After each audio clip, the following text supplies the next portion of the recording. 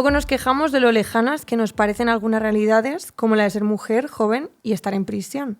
Hoy nos acompaña María Oliver, que entró en la cárcel de Soto del Real por su pertenencia a los Latin King y vivió en primera persona el régimen de aislamiento. Con ella vamos a intentar entender qué ocurre ahí dentro y cómo se sigue adelante una vez se sale formando parte de una sociedad que demasiado a menudo juzga o cae en estereotipos. Muchas gracias por venir, María. ¿Cómo Muchas estás? Gracias por invitarme. Muy bien. Bien.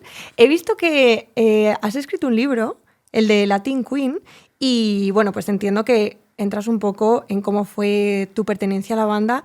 No sé si podrías dibujarnos de una manera como un poco breve, pero para darnos cierto contexto, cómo se articulan los Latin King en España.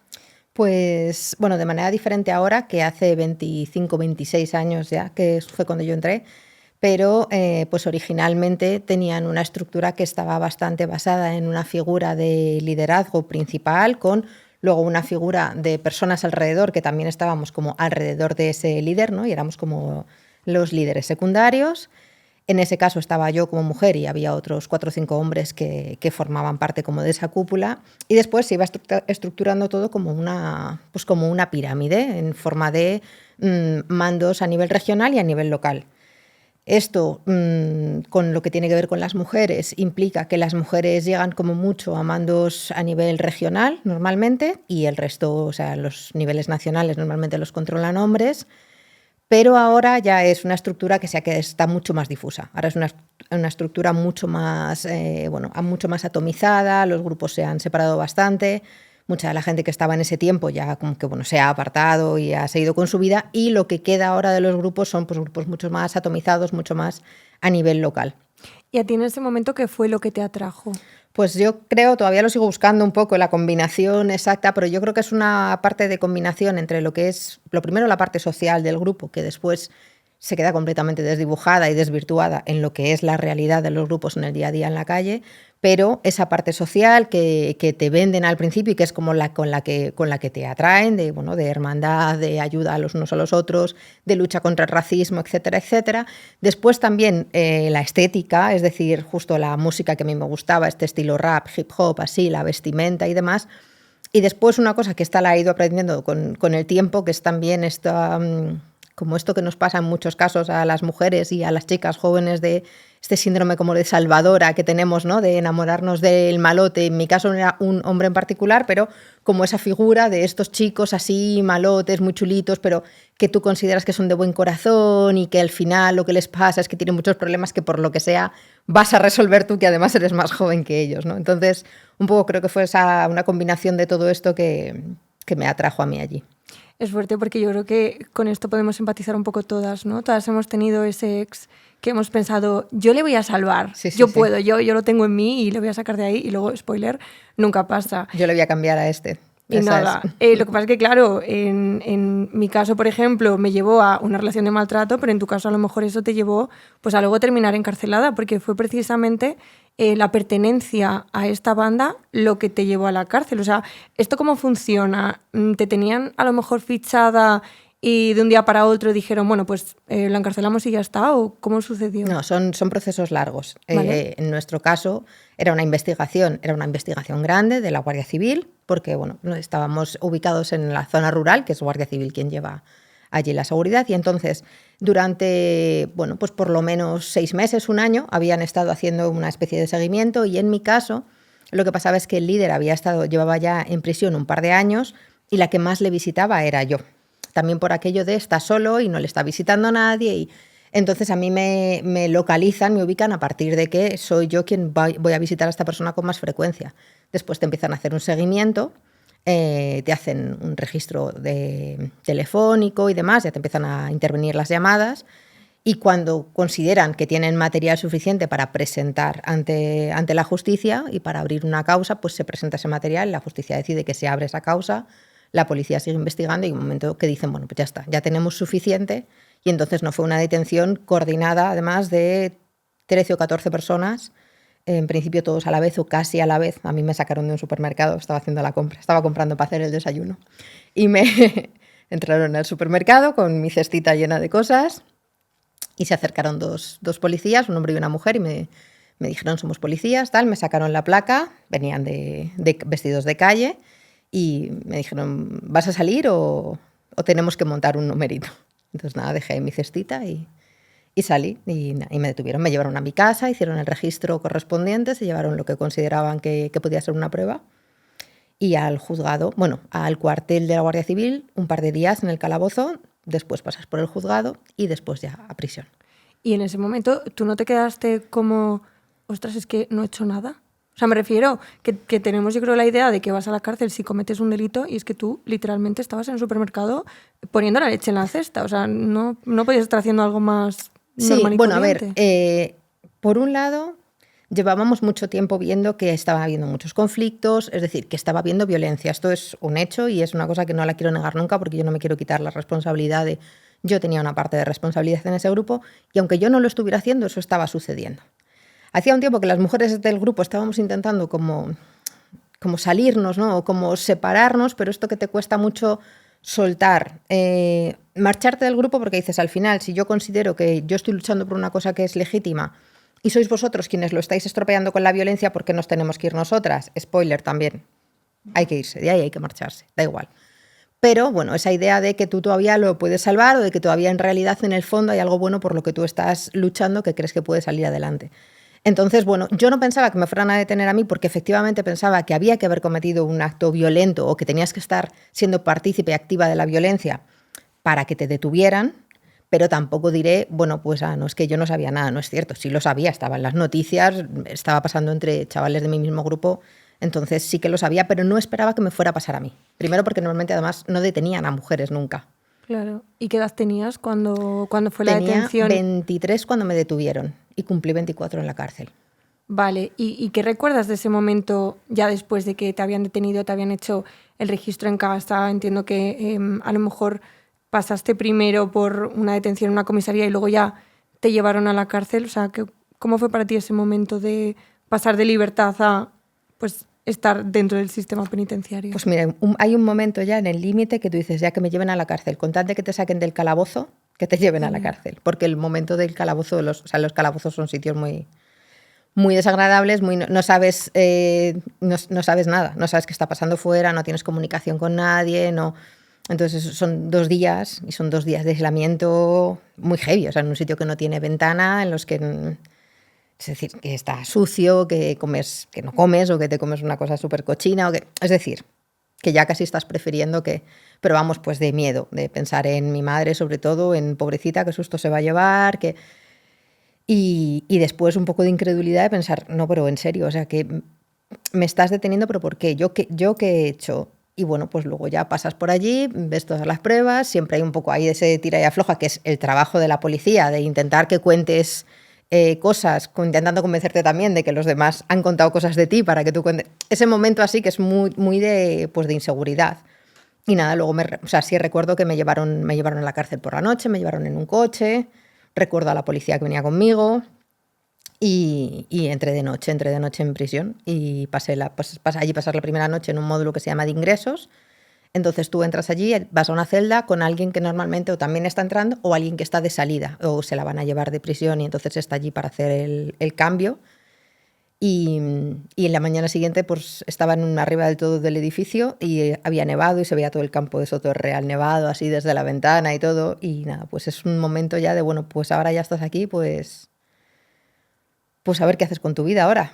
Porque claro, ya cuando entras lo que sí que piensas es, me voy a quedar aquí a saber qué me piden. 9 años, pues me voy a quedar aquí 5 o 6. ¿Y sientes que se correspondía la imagen que tú tenías de lo que era la cárcel a lo que luego te encontraste? No, y mira que conocía gente que había estado en prisión. Y de hecho conocía, pues eso, había estado visitando hasta un año antes o así, porque luego me enteré de lo que había hecho y dejé de visitarle, a una persona que estaba presa.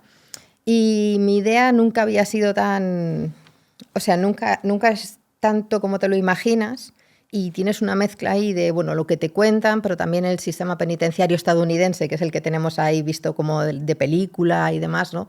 Entonces, bueno, yo sabía que no llevabas ropa especial, que llevabas la tuya, sabía más o menos cuál era el funcionamiento de un módulo y tal, pero a mí no me llevan a un módulo, a mí me llevan a aislamiento directamente.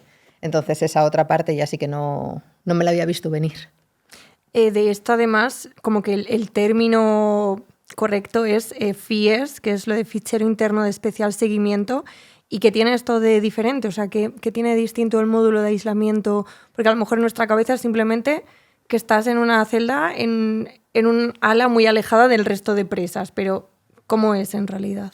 Pues, o sea, sí es un poco esto, en realidad es un módulo que es diferente, que está separado de los módulos de vida normal, que se llaman, y tú lo que tienes es, pues eso, estás sola en una celda, no estás con nadie, normalmente en principio son celdas de castigo, es decir, nadie puede vivir ahí, no puedes cumplir ahí condena, aunque hay gente que la está cumpliendo ahí, y no puedes estar ahí más de un tiempo determinado porque supuestamente, bueno, pues cuando una interna o un interno comete una falta que sea grave o demás dentro del centro, se le puede llevar a un módulo de aislamiento como parte de una sanción. Después está esto, que es que te asignan esto, que es el fichero FIES, que en principio se asigna pues, a gente que tiene casos de terrorismo y demás, y implica que no puedes hacer vida con según qué personas, o sea, no puedes estar en un módulo de vida normal, y además tus comunicaciones están intervenidas, tus cartas, tus llamadas, etcétera, etcétera, y hay muchas más cosas que tú no puedes tener que a lo mejor sí que pueden tener otras personas. Es decir, tú para tener algunas de las cosas que se podrían en principio tener en prisión, incluso si te mandan si te traen libros de fuera, te los trae tu familia y demás, eso también pasa un registro. O sea, todo lo que tú tienes pasa a un registro más exhaustivo, perdón. Todo lo que tú tienes se mira con más lupa y hay más cosas que a ti no te dejan tener.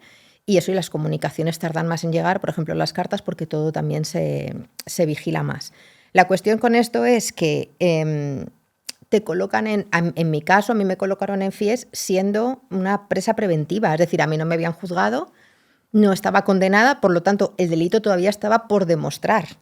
Hay indicios y por eso te detienen y por eso te van a juzgar, pero eres una presa preventiva, no está probado que tú hayas cometido ese delito todavía. Y el aislamiento, pues en principio es porque Soto del Real, en otras prisiones, hay módulos de cumplimiento para personas que están internas en primer grado, en segundo grado, etcétera, que son como los grados penitenciarios, dependen de la gravedad del delito y del comportamiento de la interna. Pero en Soto, por ejemplo, no había módulo de cumplimiento de primer grado para mujeres. Los hombres que estaban en primer grado podían estar en un módulo de primer grado. Pero a mí me colocan en el primer grado, que es como mayor peligrosidad, alarma social, etcétera, que es lo que se había dado en el momento de la detención. Pero en Soto no puedes cumplir, que esto es una cosa que pasa mucho. Las mujeres están en módulos y esos módulos no tienen la misma separación que los hombres. Los hombres tienen módulos de respeto, de tratamiento cuando están en adicciones, módulos de trabajo, tal. Las mujeres no, porque a veces hay 1 o 2 módulos de mujeres, que era el caso de Soto. Ahora ya no hay ninguno, porque las han sacado completamente de allí. Entonces, pues como no pueden hacer otra cosa contigo, pues aislamiento. Vivir en aislamiento es estar 21 horas al día en la celda. Cuando sales al patio sales sola y si se acumulan demasiadas mujeres en ese módulo, como los distintos FIES no se pueden juntar, a veces no te da tiempo a salir al patio. Entonces hay días que pues, no puedes salir, por ejemplo. ¿Y tú qué hacías como para, o sea, no sé si cuerda es la palabra correcta, pero cómo hacías para mantenerte un poco enraizada esas 21 horas que estabas tú sola en esta celda? Pues a base de rutina. O sea, me ponía rutinas y como si fueran obligatorias, como si fuera un trabajo. O sea, tal hora tienes que hacer ejercicio y me ponía pues rutinas de ejercicio. De tal a tal hora tienes que estar leyendo, estudiando. Aprendí a escribir con la derecha. Yo soy zurda, entonces tenía una hora todos los días de practicar y era una hora que no me podía saltar. Y parecen pues cosas así, parecen tonterías, pero bueno, es como poner mucho orden e intentar como no estar, si puedes intentar, no estar ociosa demasiado tiempo, porque el tiempo ocioso como que pasa muy lento. Entonces leer, estudiar, hacer ejercicio y practicar algo, pues en mi caso era eso, escribir con la derecha. Y luego cuando te enteraste de que ese tipo de castigo, por así decirlo, era para pues eso, presos relacionados con terrorismo o así, ¿tú sentías que era proporcional a tu situación? No, además la primera vez que cuando entré allí, claro, yo esperaba que me llevaran a un módulo de mujeres. Entonces, claro, como que a eso ya me había hecho durante la noche que pasé en ingresos, eso ya me había hecho como la idea de que, bueno, pues ya está, voy a vivir en un módulo de mujeres en prisión Y cuando me llevaron allí sí que como que el impacto sí que fue muy fuerte, claro, ¿no? Me quedé completamente porque pensé, a ver, vale, ya puedo entender la detención, pero aquí aislamiento, eso como si yo fuera por la vida, no sé, cortándole el cuello a la gente, me pareció un exceso. Claro, Y como fue si muy fueras un peligro impresionante. social, que no era el Claro, caso. sí, que era, o sea, es la impresión, eso sí que fue... ¿Crees que fue más dura la impresión que te llevaste al descubrir que tenías que estar ahí? ¿O más el hecho de enfrentarte a todas esas horas que tuviste que adaptarte y pues crear estas rutinas y mantenerte como ocupada para que no se te hiciera tan largo? No, al principio creo que es más duro ese momento, el Sí. momento del impacto ese inicial, de darte cuenta de que vas a estar ahí, eso, pues con presas de terrorismo y demás, y sobre todo que te hayan aplicado el mismo filtro que a ellas, claro. Porque entiendo que tampoco te dicen, oye María, tú vas a estar aquí, pero no te preocupes que en 2 días te sacamos. O sea, te jugarán a lo mejor un poco también con ese miedo que se pueda generar en ti el no saber cuánto tiempo vas a estar ahí metida. Pues es posible, porque además siempre venía de vez en cuando un funcionario, que la verdad es que el señor era súper amable. Tengo que decir que ahora trabajo en Soto y me lo he encontrado, ahí sigue el señor, le he saludado hace poco, y venía como a explicar, a decirte, no, claro, es que si sabemos que tú no eres como esta persona o como el líder, o sabemos que tú, pero es que tienes que tener en cuenta que ha hecho mucho daño, es que ha hecho muchas cosas, y tú no sabías, y tú no, como a rascarte un poquito ahí a ver qué sale, y claro, tú estás en una situación, en ese momento estás en una situación muy vulnerable, pero también piensas, bueno, pero es que tú no eres el juez, ni eres mi abogado, ni yo no tengo por qué estar hablando de mi caso, ni de mi causa, con nadie que pertenezca a la institución. Porque además tú no eres el educador, ni psicólogo, ni nada por el estilo. Tú eres un funcionario de prisiones y yo no tengo por qué estarte contando nada que tenga que ver con mi causa. Yo no tengo por qué estar hablando de nada que tenga que ver con mi causa sin un abogado delante, ¿no? Pero sí que pues venían de vez en cuando y claro, ese rato que vienen pues te sacan de allí, te tratan como... O sea, que el señor siempre me trató con amabilidad, no tengo nada que decir ahí. Pero la situación es muy vulnerable, claro, entiendo que es parte de su trabajo, pero sí, es un tira y afloja ahí complicado. Y que sobre todo para ti, mentalmente, a lo mejor no estás como para abrirte o contarle eso a una persona con la que quizás no tienes confianza de primeras. Claro, o al revés, estás tan vulnerable que a nada que te traten bien te pones a contar cosas, pero claro, esto es eso, tú estás pendiente de una causa. Entonces, al final, tú tienes que tener una defensa que sea quien te ayude, quien te dé una estrategia, porque, pues, oye, en otros sitios no es así, pero en España tú tienes derecho, incluso si quieres, a mentir para defenderte. Entonces, tú al final lo que no tienes es por qué en un momento vulnerable, claro, alguien viene, te trata bien y a lo mejor pues tú te confundes o tú cuentas o tú... Y a lo mejor eso luego es malo para ti o es malo para tu tratamiento penitenciario, etcétera. Entonces, claro, es complicado porque a nada que te trate alguien un poco bien, tú estás ahí muy aislada. Son muchas horas, parece que no, pero es muchas horas y muchos días y mucho tiempo sin mantener contacto. Y yo también me imagino que, aparte, cuando entras, tendrás como una sensación de desconfianza bastante generalizada, ¿no? Porque dices, ¿cómo he llegado aquí? No sé si a lo mejor ha sido alguien de mi banda que ha dicho algo, esta gente que me está diciendo que a lo mejor me reducen la condena, me lo están diciendo simplemente para que yo cante. O sea, ahí, ¿hasta qué punto tú sientes que te puedes fiar de la gente que te rodea o hasta qué punto como que pones de repente una muralla y dices, no me voy a fiar de nadie y solo de mi abogado o mi abogada? Claro, o sea, lo haces por desconfianza, básicamente, sí. O sea, tú en ese momento decides, pero vamos, yo me sentí, en ese momento sí que sentía como esa vulnerabilidad y en momentos sí que sentías como la esta de, bueno, pues cualquiera persona que venga a hablar contigo, pues estás un rato hablando con alguien, pero al final es un poco esto de, pues yo tengo la suerte de que mi abogado siempre me decía desde el principio, mira, todo lo que se hable del caso tiene que ser con defensa delante, tú no tienes que hablar con nadie más.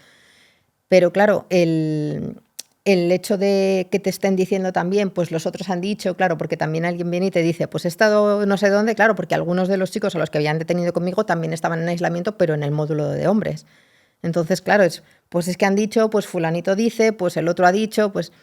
Y tú dices, bueno, vale, pues yo me voy a aislar, eso sí lo hago bastante, yo me voy a aislar, voy a mirar para adentro, me voy a concentrar en mis cosas y bueno, pues que cada cual diga lo que tenga que decir y ya veremos en el juicio lo que ha dicho cada uno.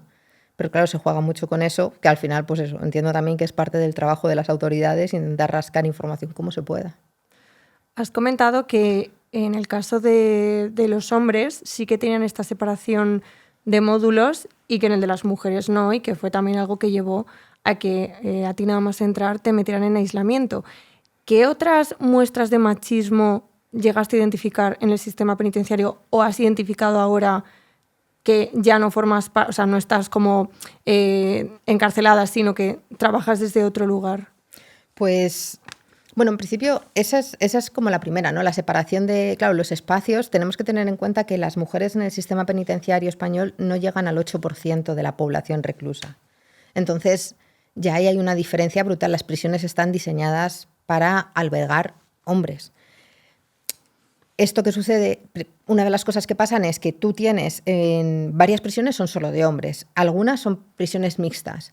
En las prisiones mixtas, en muchos casos, cuando sí solo hay un módulo de mujeres, que pasa en muchas, las mujeres están mezcladas en función, o sea, sin ninguna diferenciación del delito que hayan cometido, del momento de la condena en que estén, de si están trabajando o no, etcétera. Mientras que los hombres sí que tienen, pues esos módulos en los que hay hombres que trabajan, módulos que son más conflictivos, módulos de respeto, módulos de tratamiento. Y normalmente esa separación ayuda también al propio interno a llevar mejor la condena, ¿no? Y ayuda también al tratamiento. Porque si tú tienes a una persona, pues dependiendo de la situación en la que esté, puede estar rodeada de personas que le influencian para bien, en lugar de personas que le influencian para mal, en los módulos de tratamiento, en los módulos de respeto, tal, tú ahí puedes hacer un tratamiento mejor también con esas personas para reinsertar, que recordemos que parte del sistema penitenciario es un castigo y otra parte está orientada a la reinserción. Entonces, en el caso de las mujeres, cuando solo hay un módulo, eso no lo puedes hacer. Tú las tienes a todas mezcladas.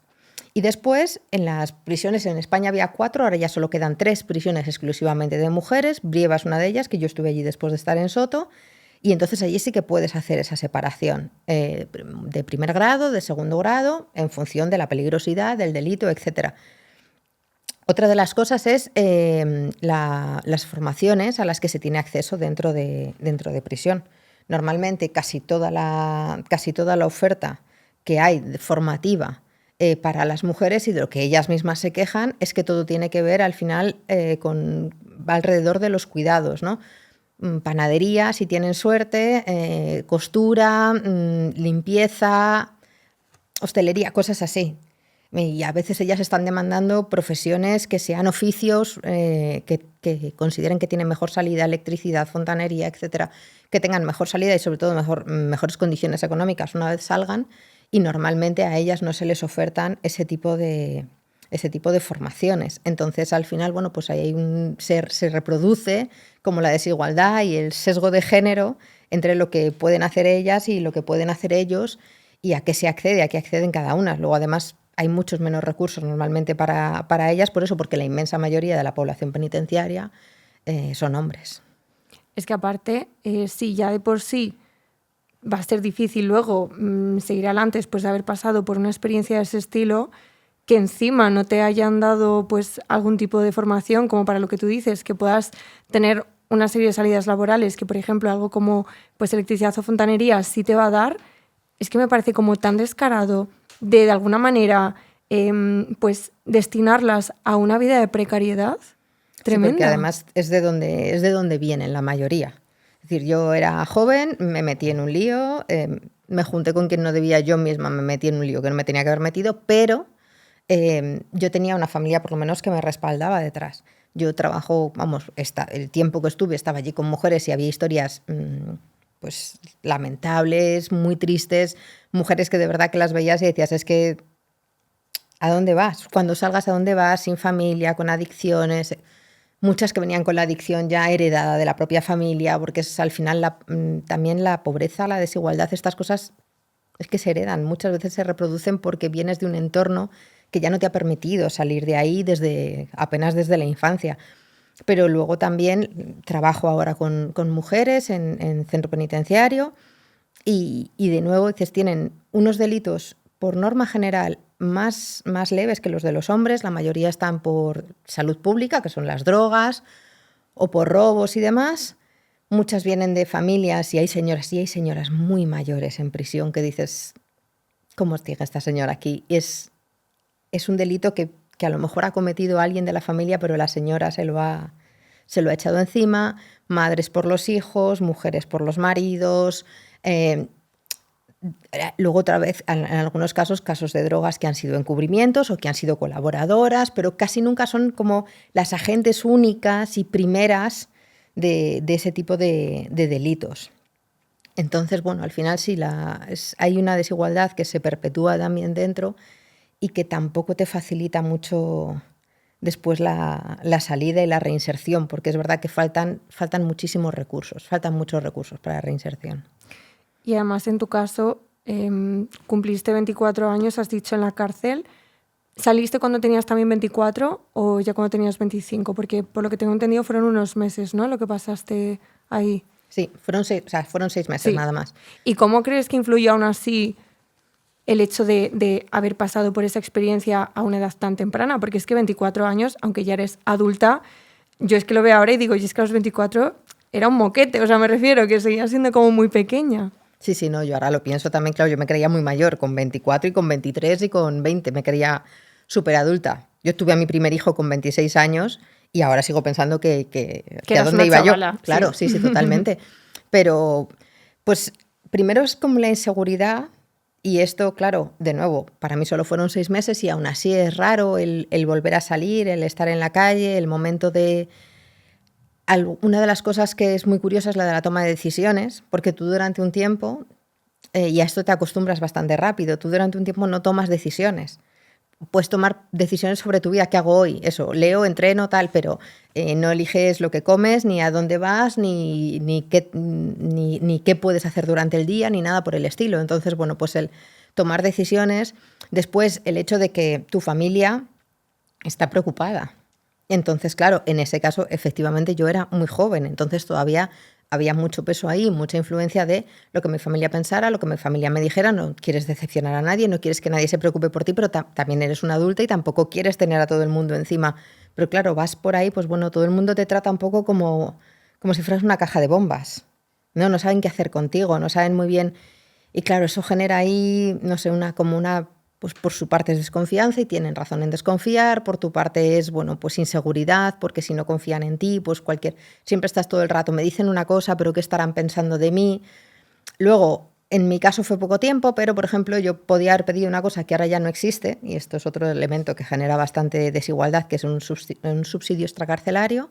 Si tú has estado más de 6 meses en prisión, puedes antes, en noviembre del 24, creo recordar que desapareció aquello, podías pedir un subsidio, que es pues como el subsidio que tienes si se te acaba el paro o cosas así, ¿no? Como para poder volver a empezar.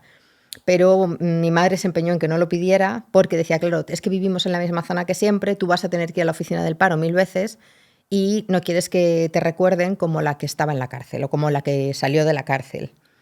Y después te vas a pasar un tiempo esperando juicios, es decir, la inseguridad de todavía no sé qué va a pasar con mi vida. Vale, me han dejado salir ahora, a mí me sacaron en libertad condicional a los 6 meses porque ya se demostró que uno de los delitos violentos de los que me acusaban no lo había cometido yo.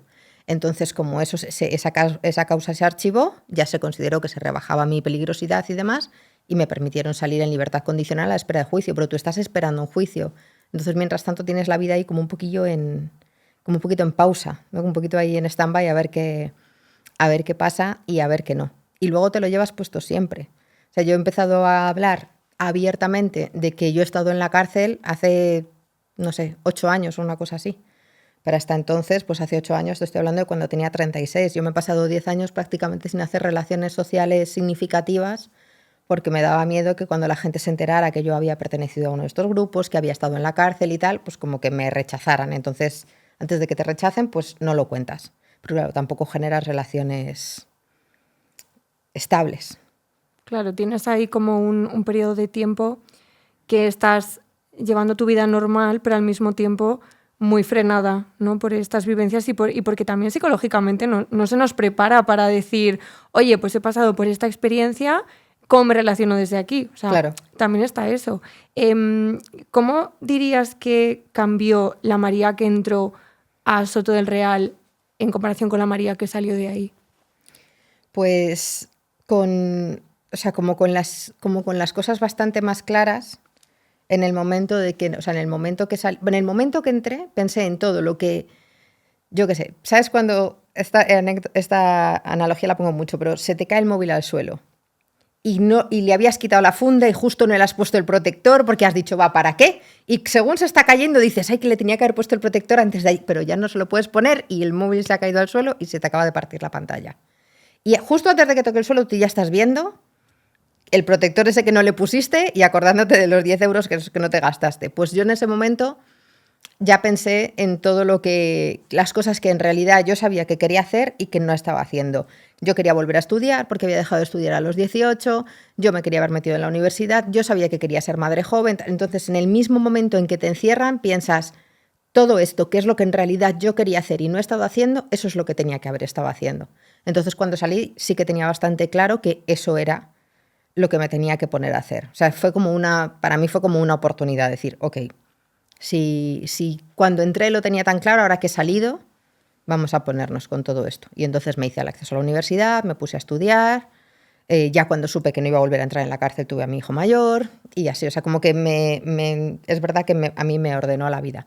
Pero tengo que decir esto, que yo tenía una base estable desde la que salir adelante, que trabajo con muchas mujeres que tienen muy claro que no quieren volver a pisar la cárcel, pero no tienen ningún sitio en el que sostenerse cuando salgan.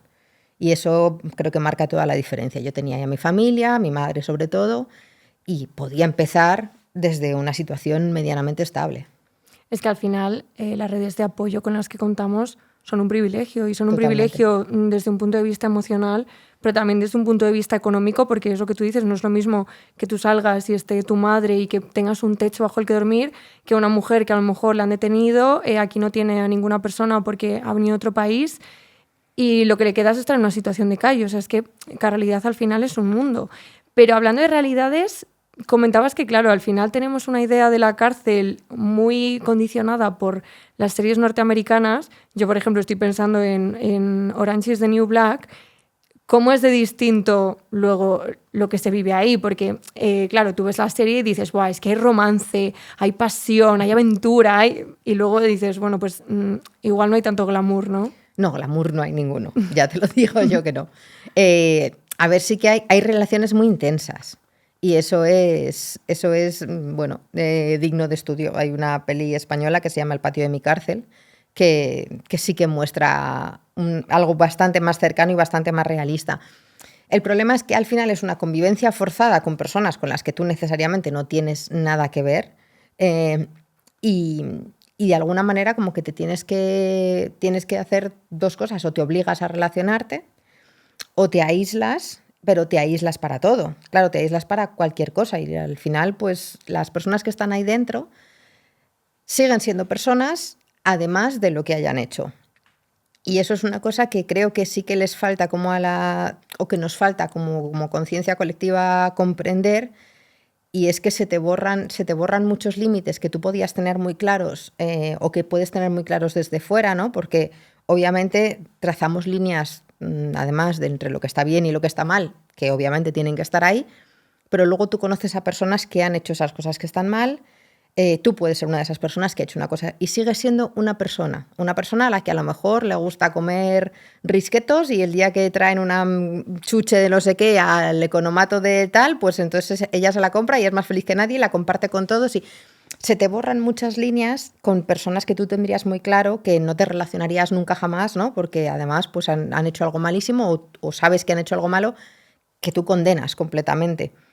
Pero al final somos seres sociales y estás encerrada con esas personas todos los días, muchos meses, algunas muchos años, y ahí, bueno, pues sí se generan como un tipo de relaciones que tú no te imaginabas que nunca se podrían generar.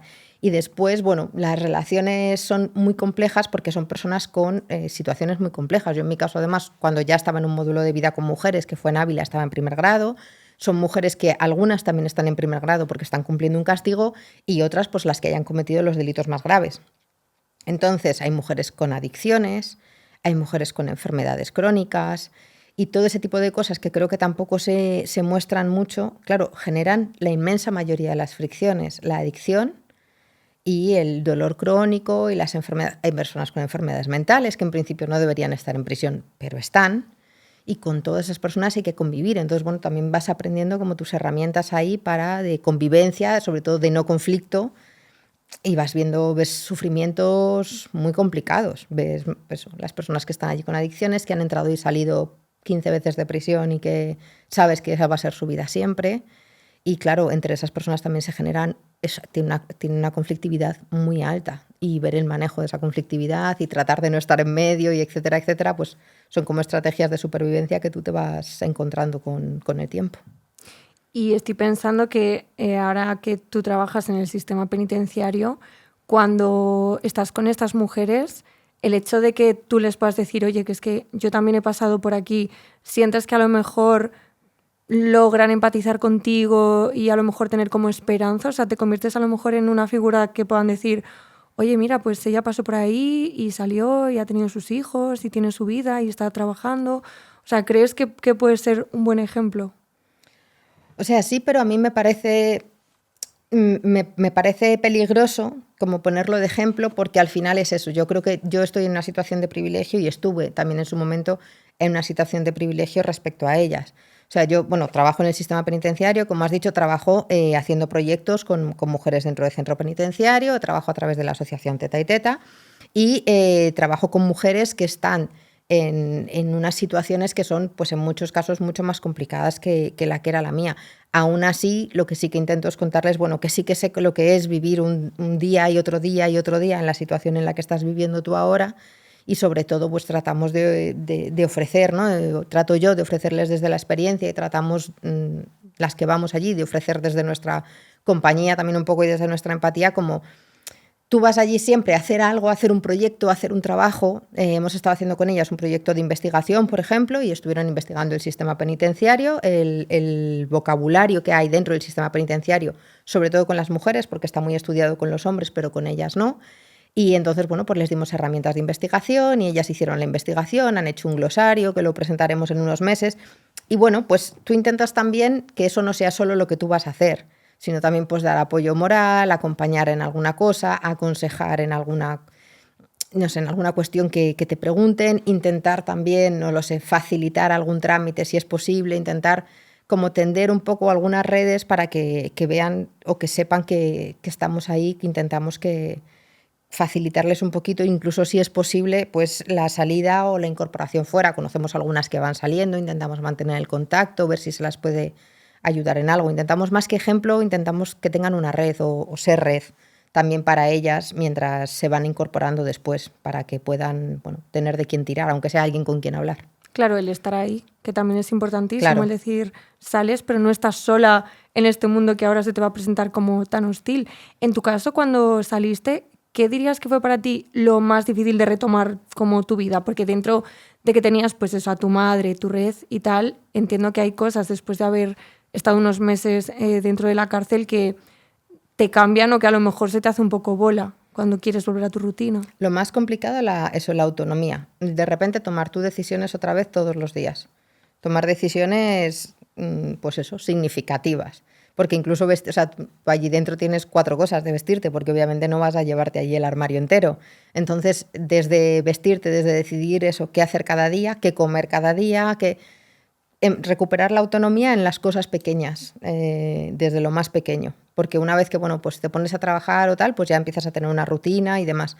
Pero retomar la autonomía y saber qué hacer con tus días y qué hacer con tu tiempo y demás, eso, para mí eso fue de lo que más raro se me hizo. Y luego que psicológicamente sales tocada y necesitas terapia y demás, porque yo pues no podía dormir y cosas así. Es justo lo que te iba a preguntar ahora, si con el tiempo sientes que la experiencia te sigue acompañando de alguna forma. Sí. Vamos, hay momentos en los que... Mira, ahora, por ejemplo, bueno, este año se han cumplido 20 años desde que entré en prisión, porque entré en 2006. Y algo que puede parecer una tontería, pero bueno, que para mí fue muy significativo, es que yo entré en febrero y un día de febrero, sin caer muy bien en la fecha ni nada por el estilo, yo trabajo con mujeres en la prisión de Extremera, pero trabajo con hombres en la prisión de Soto del Real, que es donde yo estuve presa.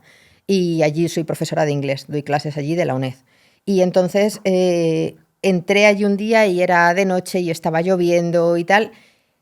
Y era, o sea, como que me respondió el cuerpo al momento en el que yo entré aquel día por la noche, al día siguiente había nevado, pero ese día por la noche estaba lloviendo, la niebla, el sonido de la lluvia en los barrotes, tal, como que todavía me remueve. Y físicamente tengo la sensación de que cada vez que voy a la prisión, sobre todo cada vez que voy a Soto, que voy todas las semanas, tengo como sé que hay algo ahí que físicamente se me remueve. Y luego aparte pues me ha quedado eso de como el pánico absoluto a que me encierren, sobre todo en un calabozo. Le tengo más miedo a un calabozo que a la cárcel.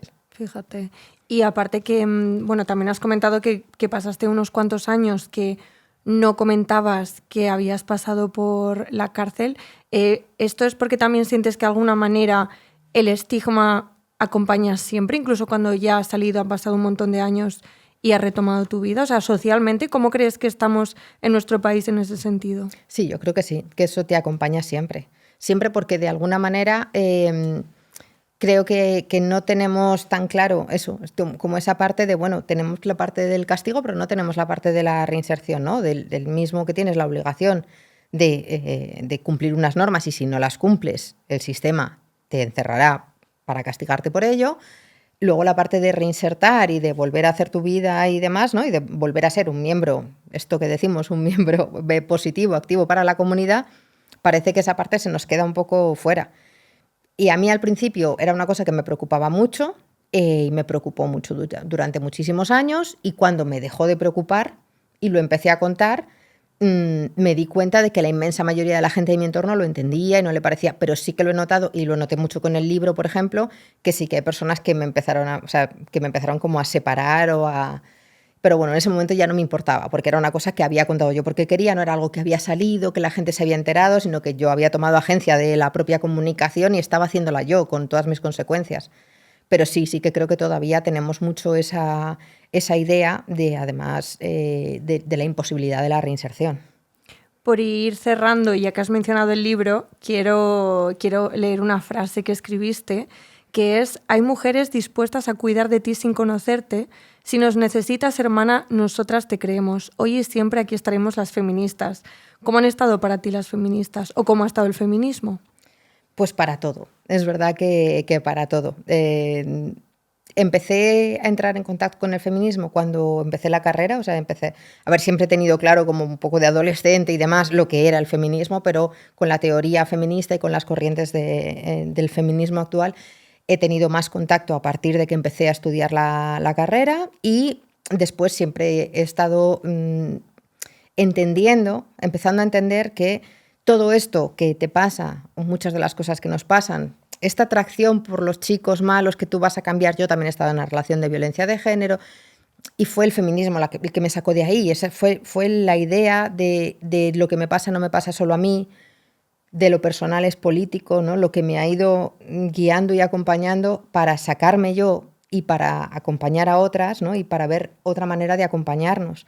Y también me pasa con las mujeres en el sistema penitenciario, ¿no? También he empezado a mirarlo desde otro punto de vista, he empezado a mirar, pues el feminismo al final te da como unas herramientas para mirar el mundo y para mirar los problemas, a ser posible sin victimizarte o sin victimizar a las mujeres ni tampoco santificarlas, es decir, buscando simplemente una nueva mirada para el mundo y unas herramientas como para entender por qué pasan las cosas y qué podemos hacer, bueno, para cambiarlo o para mejorar al menos la situación. Entonces te diría que en todo. Es como la cajita de herramientas que llevas a todas partes, porque así puedes solucionar más o menos, o por lo menos abrir y ver qué es lo que está pasando en cualquier situación. Me encanta esa metáfora porque, aunque tiramos mucho del concepto de las gafas moradas, sí que pienso como tú que una cajita de herramientas morada es aún más práctico todavía, porque es, vale, me encuentro con esto y aquí tengo las herramientas para solventarlo, solucionarlo.